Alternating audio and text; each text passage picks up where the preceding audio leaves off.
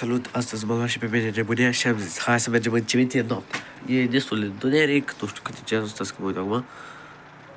Ceasul e 6:07 m-a luat nebunia, mergem în cimitir, hai să vedem ce iese. Problema e că nu am lumină și nu știu cât de bine o să se vadă. Bun, mergem în cimitir și hai să vedem ce iese. Mamă, vere, mă duc în cimitir noapte, m-am tâmpit tot. Nu știu, sper să iasă ceva. Habar n-am. Bă, îți dai seama, în cimitir noaptea, what the fuck. Hai să vedem ce ies. Da.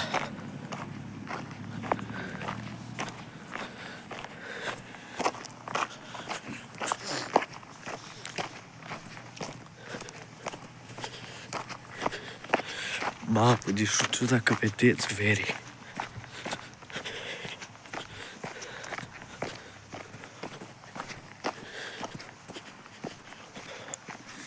Eu mă duc spre cimitir acum.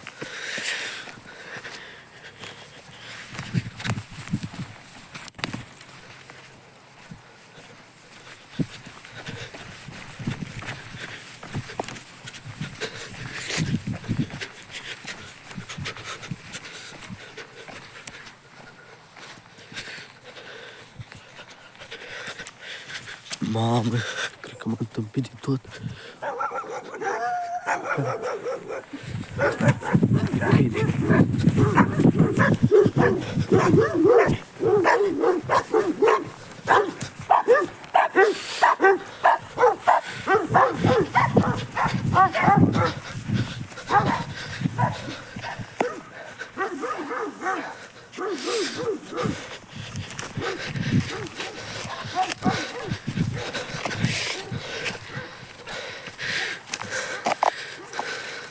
Mamă, veri, sunt în cimitir.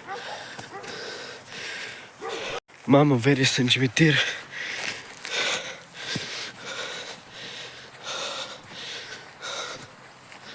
Bă, luminiți. Vedeți cruci pe aici?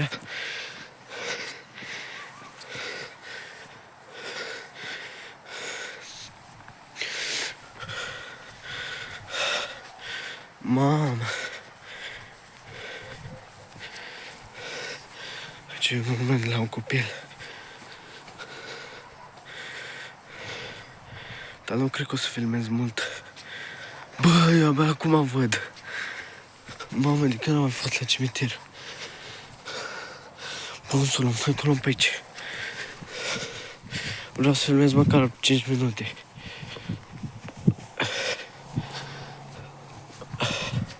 Plus drumul înapoi. Am 3 minute până acum.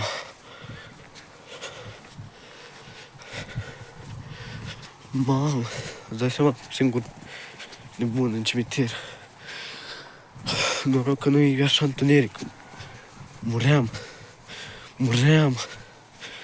Popa Ioan.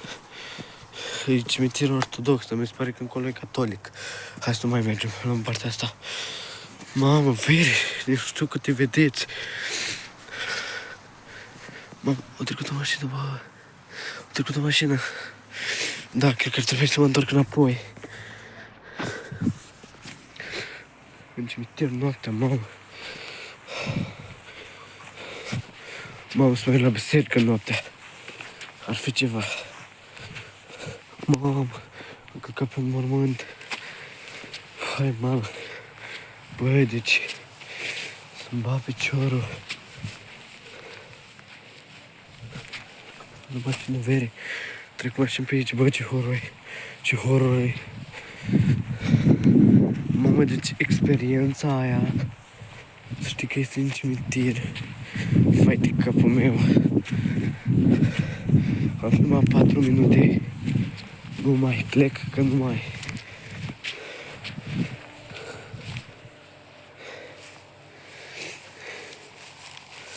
Mamă, de pe aici. Mamă, bat câine pe unde trebuie să... Mamă, veri bat câini.